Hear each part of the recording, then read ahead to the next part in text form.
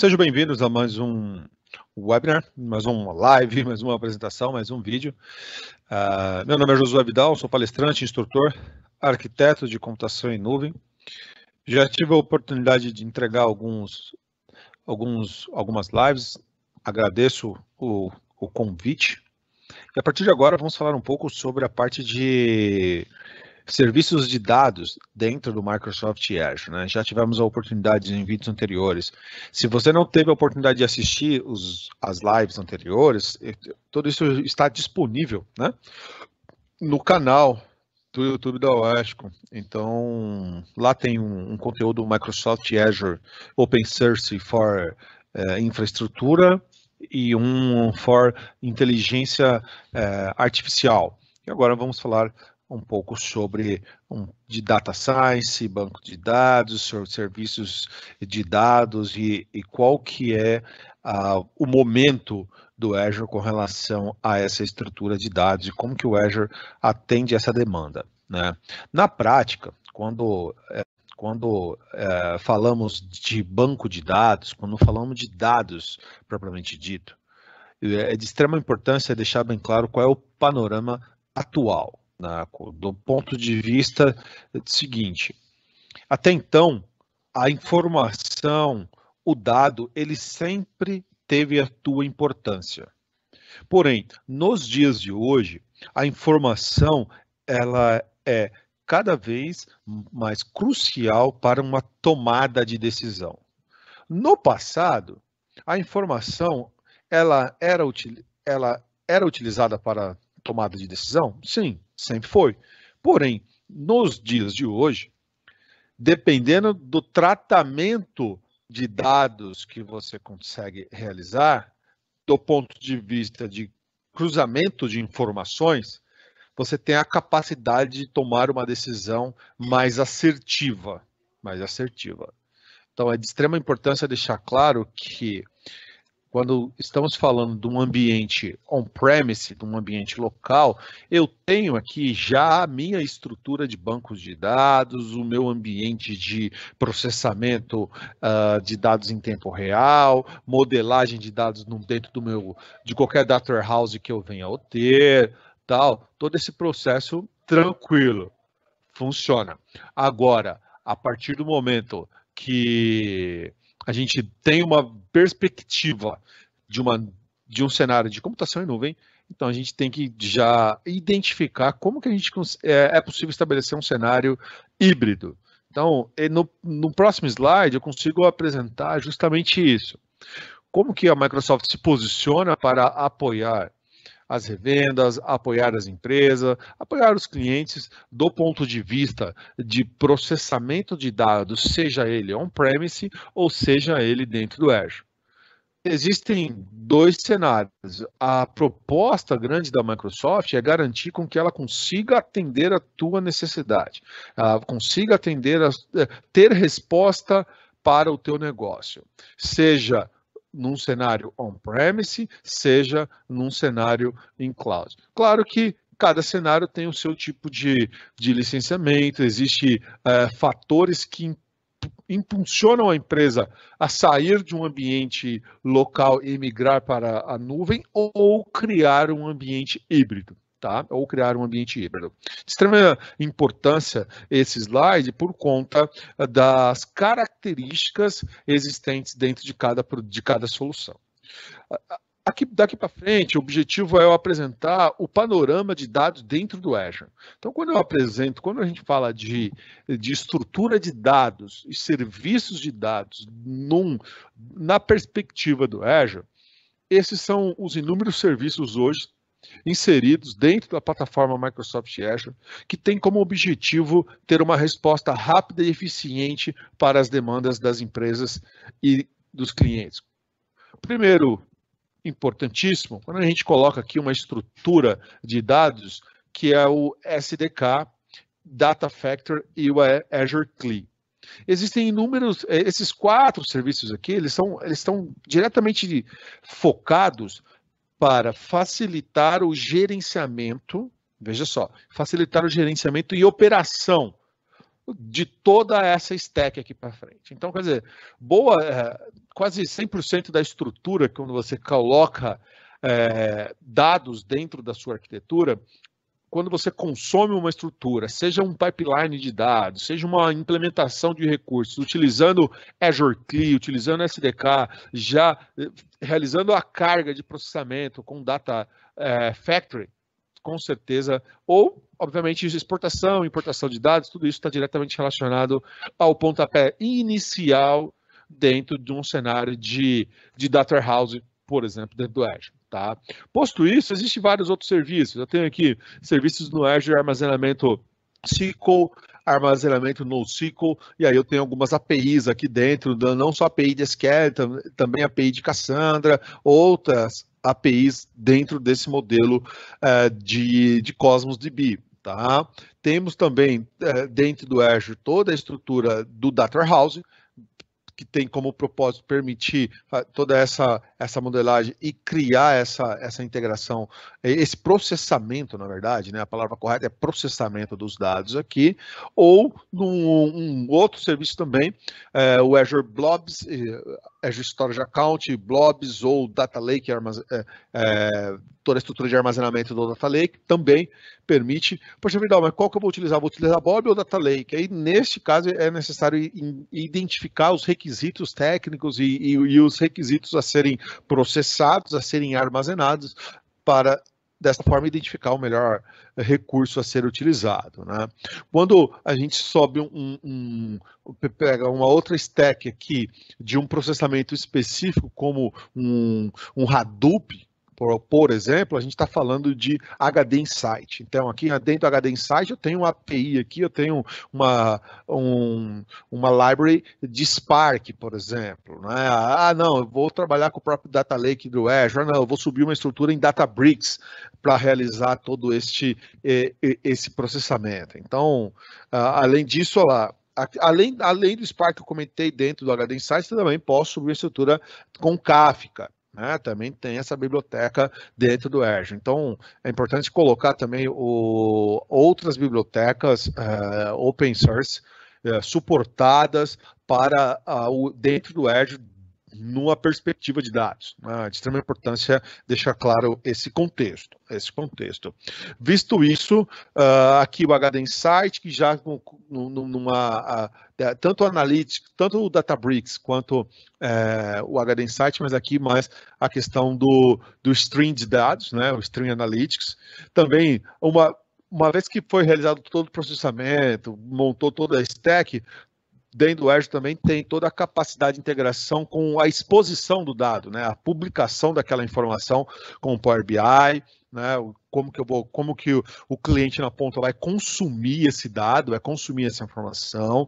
Caso o teu requisito de negócio seja necessário criar alguma modelagem de dados, algum machine learning, subir algum servidor machine learning, utilizar a própria biblioteca do Azure Databricks para facilitar esse aprendizado, será utilizado também esses recursos. Uma vez que isso teve esse aprendizado, também dentro da estrutura de dados, você pode consumir serviços cognitivos, né? Existe todo um bot framework dentro do Azure que permite com que você consiga ter um aprendizado, levando em consideração uma modelagem, levando em consideração os dados que foram processados e aprendidos.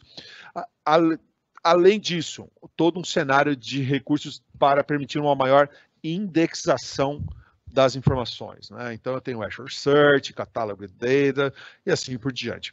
Toda essa estrutura aqui é uma estrutura já bem conhecida, bem suportada para dados. Muito bem.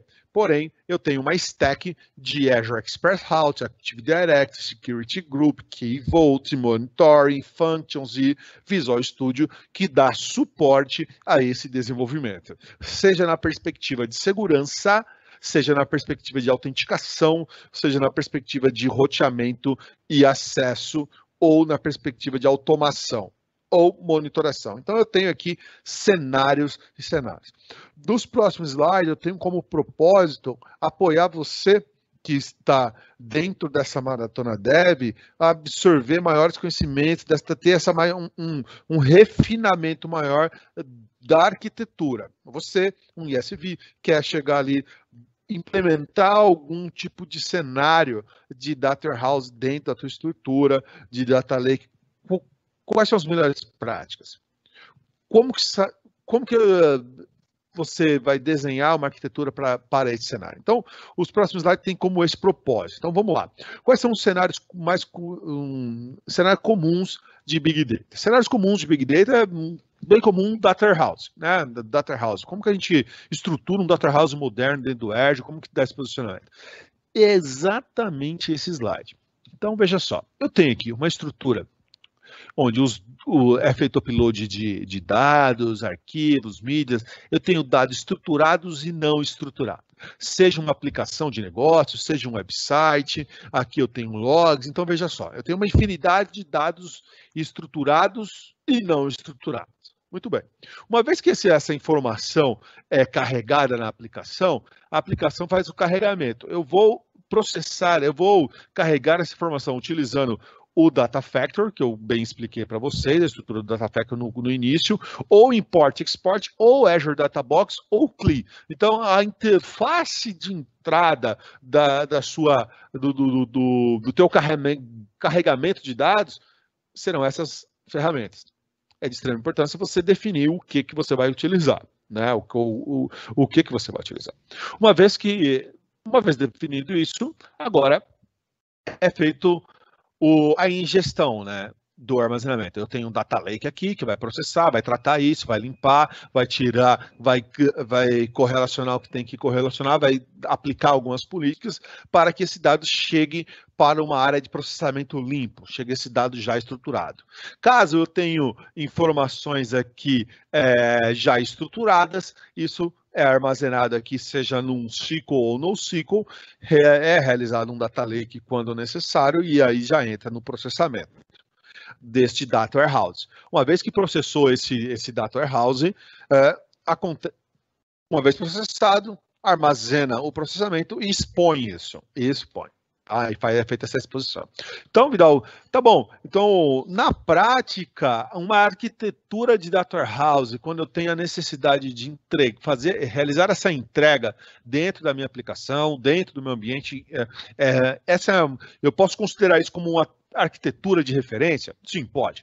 Posso considerar isso como um blueprint de uma arquitetura de um pontapé inicial? Sim, é possível. Ok? Passo 1, carregamento dos dados. Essas são as ferramentas possíveis. Passo 2, toda a parte de ingestion, né, armazenamento da ingestão. Passo 3, processamento. Passo 4, armazena o que processou. Passo 5, expõe. Né? Então, essa é a forma. Seja dados estruturados ou dados não estruturados.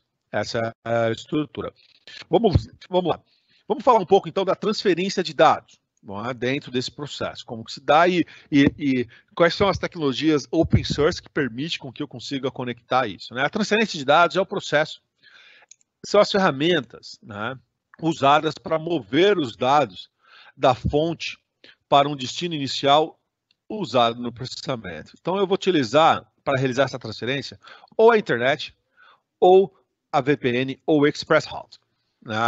Aqui eu tenho uma tabela. Esse material tem como propósito ajudar no teu desenho de arquitetura, no teu refinamento do teu processo.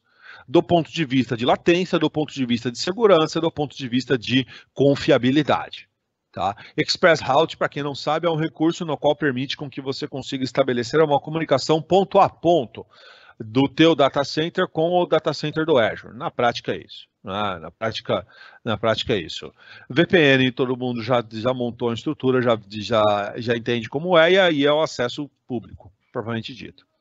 Existem recursos no Azure que permitem com que eu faça a transferência de dados para dentro do Azure. Então, imagina o cenário que eu tenho a necessidade de realizar um upload de logs, de imagens, de arquivos. Pega uma empresa de call center. Uma empresa de call center, ela tem uma infinidade de PAs, né, ponto de atendimento ali, que possui as ligações e tem ali gigas e gigas, teras e terabytes de horas armazenadas de gravação.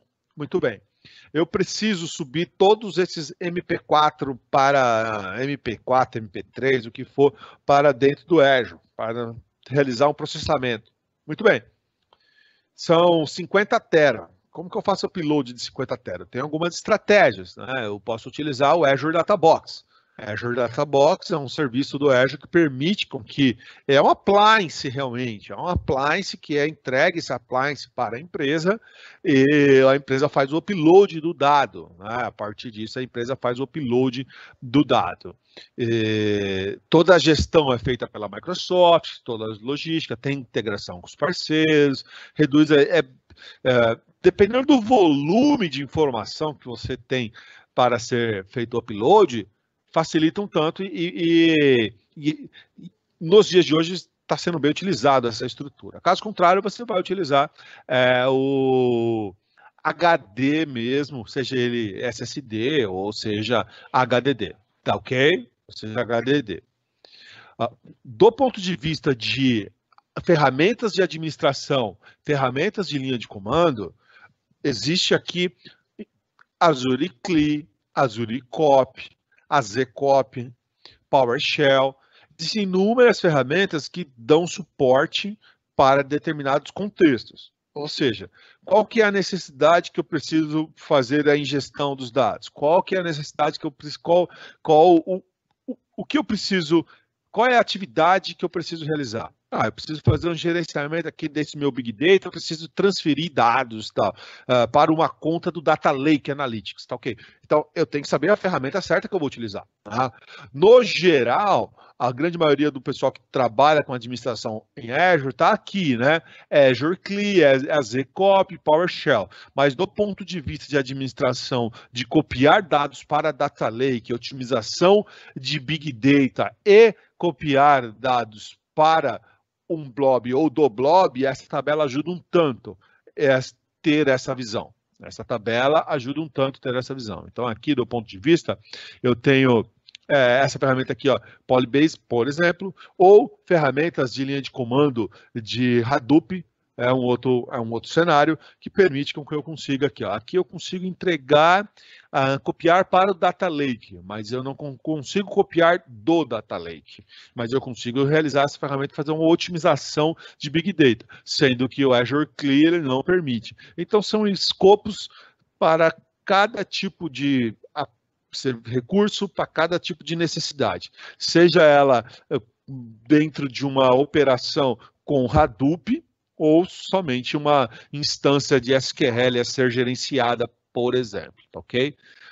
Aqui, ainda, agora, é que aqui eu falei muito de ferramenta de linha de comando, né? Agora, aqui nesse slide, ele já traz um pouco mais uma estrutura diretamente focada em cima de Storage Explorer, ferramenta gráfica, ou portal do Azure, ou o Data Factory. Eu já tive a oportunidade de realizar alguns procedimentos utilizando o Data Factory. Confesso que, sim, ele teve a capacidade de realizar cada uma dessas operações em projetos que eu tive a oportunidade de participar, porém, eu percebi ele uma ferramenta bem... como que eu posso colocar assim, bem prática, bem objetiva. A informação origem-destino, qual é o processamento que eu quero, e aí ele faz a transformação do dado quando eu o preciso, né? Quando eu preciso tratar esse dado. O Data Factory apoiou bastante em algumas frentes. Tá? Do ponto de vista de carregamento de dados, é isso. Né? Então, quando a gente coloca ali o carregamento de dados, a do Azure Data Factory consegue se conectar com a origem, levar ao destino, porém, quando eu chego no destino, eu tenho toda uma fase de armazenamento, eu tenho que carregar dentro do meu Data Lake, montar toda a minha estrutura. E esse carregamento de dados é a tal da ingestion.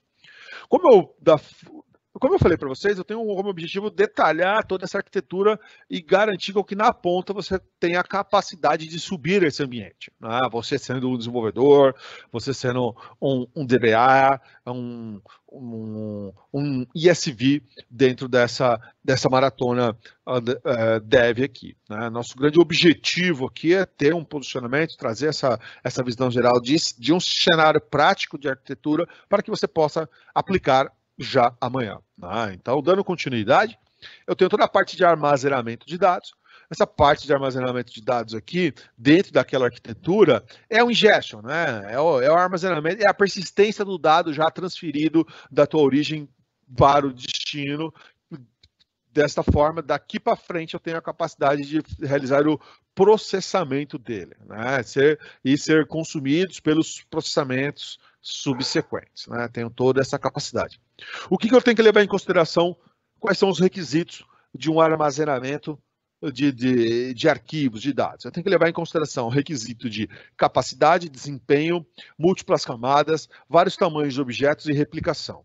Esses são os 5 elementos, os 5 requisitos que devem ser levados em consideração. Isso é exatamente o que nós chamamos de requisitos não funcionais. Né? Quando eu falo de requisitos não funcionais, o que eu tenho que levar em consideração nessa arquitetura para armazenamento? A capacidade. Ela deve ser capaz de armazenar terabytes ou petabytes de forma econômica. Então, isso é um ponto importante. Quando a gente fala de desempenho, deve ser capaz de armazenar os dados recebidos de forma muito rápida. Tem que armazenar muito rápido. Quando a gente fala de múltiplas camadas, deve suportar o armazenamento de dados por longos períodos de tempo. Né? Tamanhos de objetos, os objetos devem ser armazenados individualmente e a replicação deve fornecer replicação de dados que atenda às necessidades para combinar durabilidade, largura de banda e requisitos de governança de dados. Esses são os 5 requisitos de extrema importância dentro desse processo. Como que o Azure entrega isso? O Azure entrega esse tipo de armazenamento através do Azure Data Lake ou através do Azure Blob Storage. Né? O Data Lake entrega ali toda a API REST, HTTP, para permitir essa interface de comunicação. Entrega também aqui, ó, essa tabelinha facilita um tanto a gente entender finalidade, seja do Data Lake, armazenamento para otimização de dados de análise de Big Data. Já o Blob está mais direcionado para armazenamento de conteúdo estático, para um uso geral com diversas finalidades. Né? E em alguns projetos que eu sempre atuo, eu utilizo o Azure Blob. Sim, utilizo bastante. Ele me apoia no armazenamento de conteúdo estático, seja imagens, vídeos, texto, né? E os meus HTMLs, eu subo tudo para essa estrutura. Tá? Agora, quando eu preciso da otimização de uma carga de dados de análise de Big Data, aí nesse caso eu já tenho uma estrutura já utilizando o Data Lake como armazenamento. Né? Permite uma estrutura mais hierárquica, né? Ele já tem um sistema hierárquico de armazenamento, sem limites de tamanhos de conta. Aqui no Azure Blob Storage Account eu tenho limite por conta, eu tenho algumas limitações, porém, ambos cenários eu tenho toda uma redundância geográfica de replicação de dados. Né? Eu tenho toda uma replicação geográfica, seja no Data Lake, quanto no Blob Storage Account. Disponibilidade geral de estado do serviço também e, porém, um ponto importante, o Azure Data Lake não está disponível em todas as regiões, diferente do Blob Storage Account, que sim, está disponível em todas as regiões. Então, é de extrema importância, a partir do momento que você identifica a necessidade de subir um ambiente on Azure, você precisa identificar se esse recurso está disponível naquela região mencionada para o projeto. Posto isso, fica tranquilo e fica fácil avançar com o projeto. Muito bem. Agora, do ponto de vista de ingestão, já falamos aqui das capacidades de armazenamento de dados. Agora vamos evoluir aqui, então, para processamento. Né? Como que se dá o processamento? Quais são os requisitos necessários para o processamento do dado. Deixa eu voltar um slide aqui para facilitar um pouco o raciocínio, né?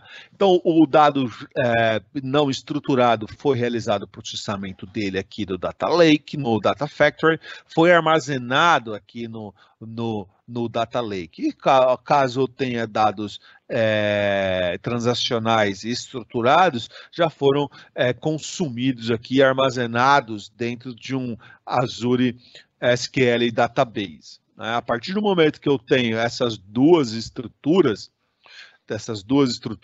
eu vou partir já para o processamento, que eu preciso do requisito de escalabilidade, linguagem, né, opções de linguagem e integração.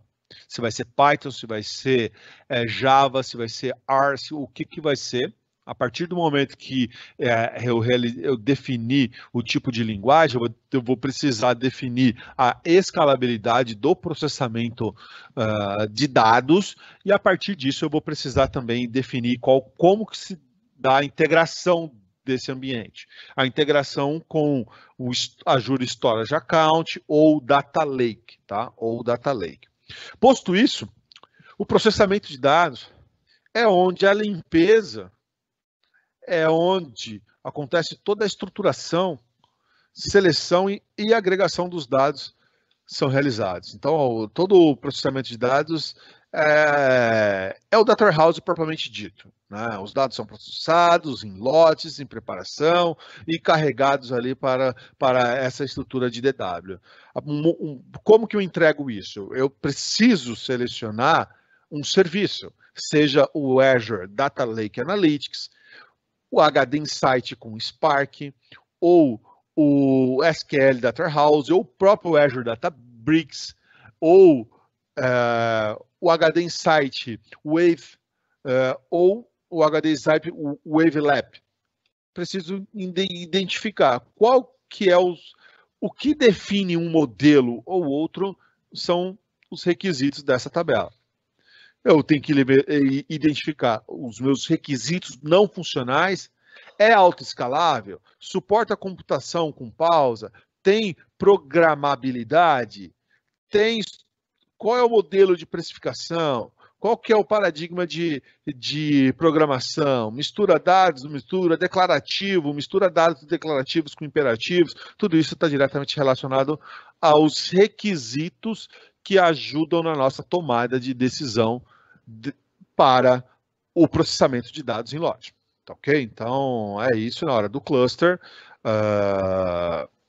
Ou se eu vou selecionar todos esses serviços aqui, já adianto, né? Todos esses serviços são serviços gerenciados, né? São serviços PaaS, são serviços plataforma dentro do Azure, né? Dentro do Azure, tá?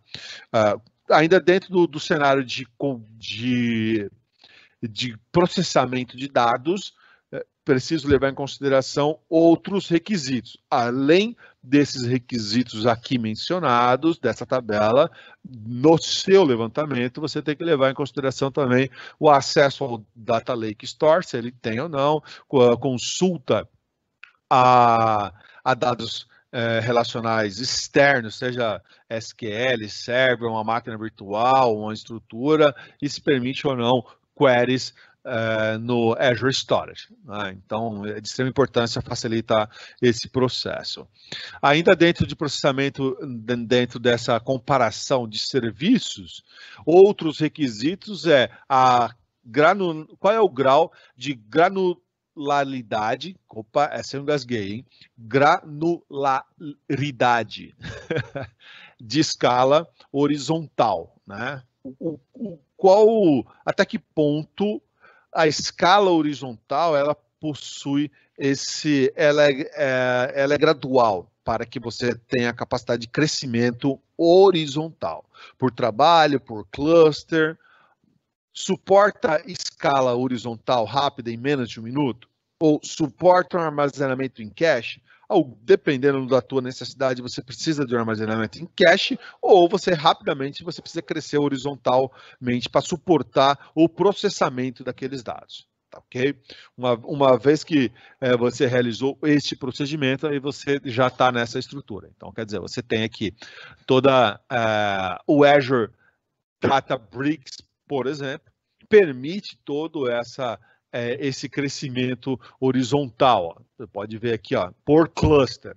Então, só para explicar um pouco, o Azure Databricks é uma das soluções dentro do Azure que permite processamento de dados, que vai sim coletar e receber as informações do seu Data Lake, vai consumir ou vai receber as informações aqui do Data Factor e aqui vai realizar todo o processamento do dado, vai realizar todo o processamento da informação aqui dentro dessa estrutura. Ok? Uma vez que o Databricks, ou se você não selecionar Databricks, você pode selecionar qualquer outra solução. Ok? E a partir disso, uma vez processado, esse processamento ele é armazenado e aí você expõe o resultado na tua aplicação, no teu ambiente.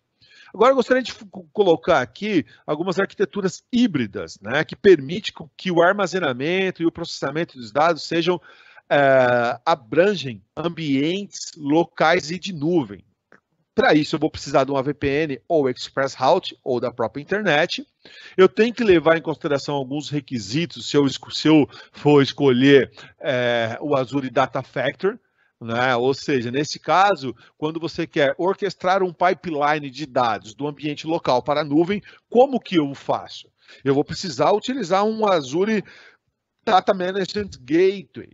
E dessa forma eu vou permitir que o Data Factor se conecte com o meu ambiente on-premise e faça todo esse pipeline. Ou quando eu preciso executar pacotes do meu SQL Integration Services na nuvem, ou quando eu preciso mover os dados relacionais para a nuvem, para um processamento, uma transformação.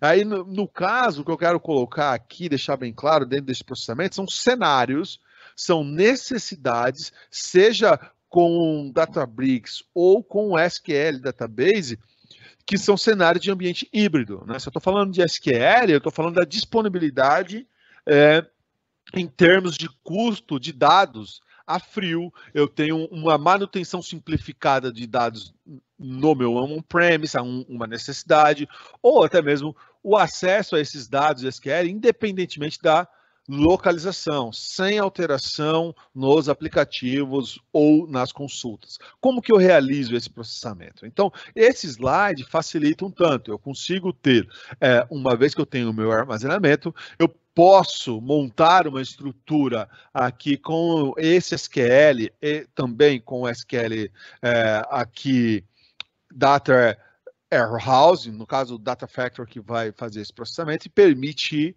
dessa forma toda essa comunicação com o meu ambiente on-premise ou com o meu ambiente local. Claro que você pode visualizar aqui, ó, que eu tenho dados não estruturados sendo gerenciados aqui, eu tenho um gateway, né? Lembra do gateway?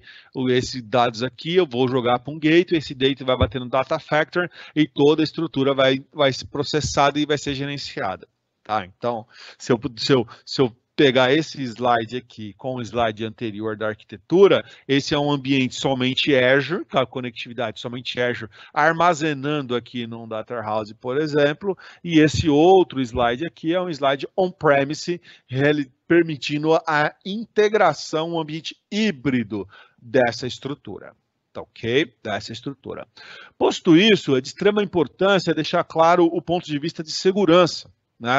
Segurança permite que o Data Warehouse controle o acesso para proteger dados confidenciais e manter a conformidade desejada. Como que eu entrego segurança no Azure? O próprio serviço Azure Data Lake, Azure Storage ou Container Blob já possui controle, já possui recursos e funcionalidades para permitir uma melhor administração de controle de acesso. Como isso é realizado? Através de uma API e também do processo de segurança, que é o processo de autenticação e autorização. Tudo isso já está dentro da plataforma Data Lake e Azure Blobs, tá ok? Criptografia built-in, by the book, seja num Key Vault. Então, quer dizer, poxa, Vidal, da perspectiva de segurança de armazenamento de dados, é possível, então, eu ter todo um processo, uma operação de dados, seja ela de autenticação, autorização, gerenciamento, criação de contas, criptografia, tudo isso já inserido e sendo suportado dentro do Azure? Sim. A resposta é sim. Se eu levar essa consideração agora para serviços de segurança de processamento, veja só, o slide anterior era de armazenamento. Nesse slide aqui são serviços de processamento de dados. Ok, da mesma forma, pessoal, segurança é um tópico -1, 0, V0, de prioridade máxima dentro da Microsoft e cada serviço, né? Existe um padrão, uma governança, um padrão de desenvolvimento do Azure que é o seguinte, é seguro por padrão, né? Segurança default.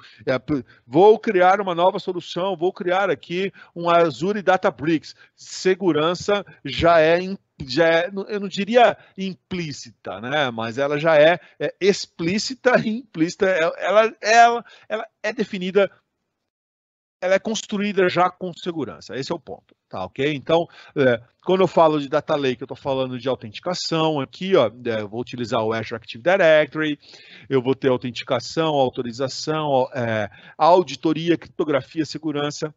Claro, para cada recurso a ser selecionado para o processamento de dados, é possível você ter ou não algum tipo de resultado na sua matriz comparativa de funcionalidades e recursos, tá? Do ponto de vista de programação, de processamento de dados. No outro ponto de vista, obviamente, de armazenamento de dados, e você tem aqui o SQL também entregando segurança, Analytics, Cosmos DB, Data Warehouse, todos os recursos também entrega segurança. Um ponto importante quando a gente fala de segurança, que eu já participei de algumas reuniões, é a parte de mascaramento de dados. O SQL permite um mascaramento dinâmico de dados. Tá? Poxa, Vidal, o mascaramento dinâmico de dados, o que é isso? Eu tenho meus dados em produção, eu preciso pegar uma massa de dados, colocar no ambiente de homologação ou no ambiente de QA para realizar um teste, eu preciso de uma massa de dados. Esses dados, essa massa de dados, ela vem, obviamente, toda mascarada, sem dados sensíveis e dados confidenciais dos clientes, que são dados de produção, tá ok?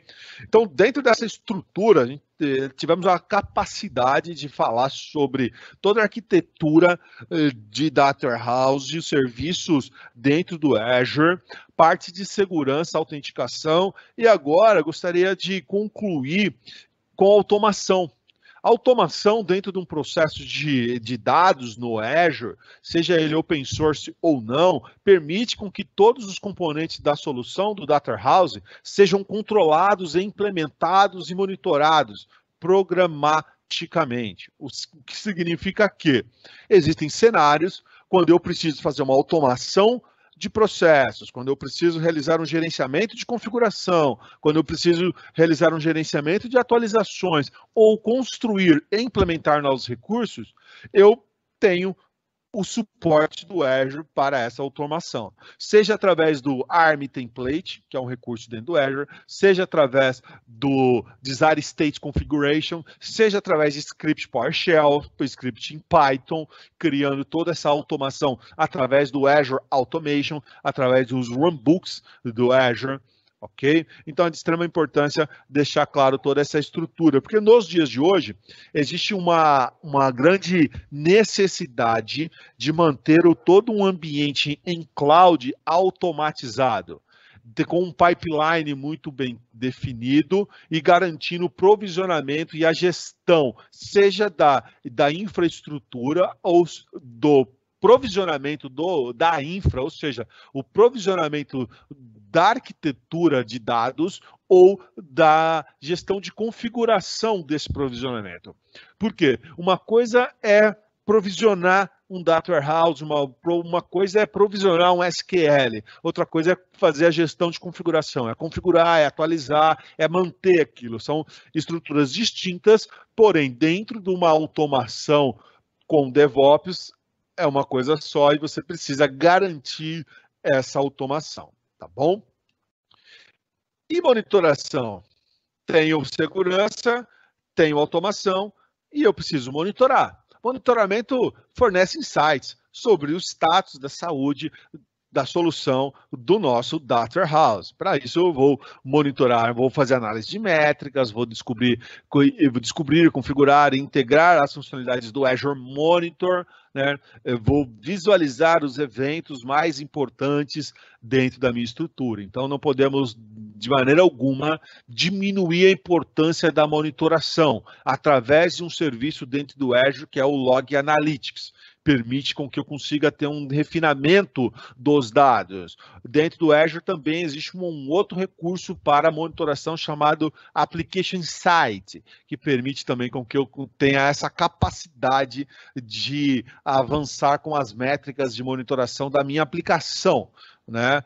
Além disso, também temos ali dentro do Azure a estrutura do Azure Monitor, garantindo esse refinamento dos dados, para que você possa entender os recursos de monitoramentos oferecidos, né, de ponta a ponta. Muito bem. Aí eu tenho cenários aqui, né? Cenários do Application Insights, que eu acabei de comentar, que tanto uma estrutura de pipeline on-premise ou em cloud ou híbrido, né? Eu vou ter o monitoramento da aplicação, rastreamento até o código com falha, né? Poxa, então quer dizer que o Application Insight consegue olhar, monitorar a nível de código? Sim, consegue ter uma telemetria personalizada do código da minha aplicação. Ele vai falar que a query do banco está lenta, assim, ele vai te mostrar ali essa capacidade. Uma vez customizado, tendo essa estrutura, ele vai chegar nessa monitoração. E ele chega exatamente nessa monitoração através do Log Analytics, né? O Log Analytics é um recurso que dá suporte a ter um refinamento maior por quê? O Log Analytics ele coleta dados, né? Ele é um grande... Imagine você, né, num cenário onde você tem inúmeros ambientes, inúmeros servidores. Você tem syslog para todo lado, né? Você tem Event Viewer para todo lado. Ok, muito bem. Como que eu saio do outro lado? Eu preciso consolidar todos esses syslogs, todos esses Event Viewer em algum lugar para que eu possa tomar uma decisão, entender o que está acontecendo dentro do meu ambiente. O Log Analytics é a ferramenta na qual vai permitir com que você tenha essa capacidade de entrega. É isso, né? Então, o Log Analytics é um grande centralizador de syslogs e Event Viewer. Claro que no Azure eu não tenho ali um syslog ou um Event Viewer, mas eu tenho ali inúmeros recursos, né, inúmeros ativos dentro do Azure e que estão gerando logs, uma infinidade de logs, e esses logs estão sendo armazenados e processados dentro do Log Analytics, ok? Desta forma, eu tenho aqui o padrão do Data Warehouse moderno dentro do Azure, que entrega toda essa orquestração, entrega toda uma stack de segurança. Vocês viram aqui que eu coloquei aqui também a capacidade dos recursos, seja ele um Kafka, seja ele um Spark, a ser adicionado nessa arquitetura, garantindo o teu processamento de dados dentro do Azure. Tá? Então, do ponto de vista de visão geral, do ponto de vista de dados no Azure, era essa mensagem. Agradeço a atenção de todos, muito obrigado e até o próximo vídeo. Tchau, tchau.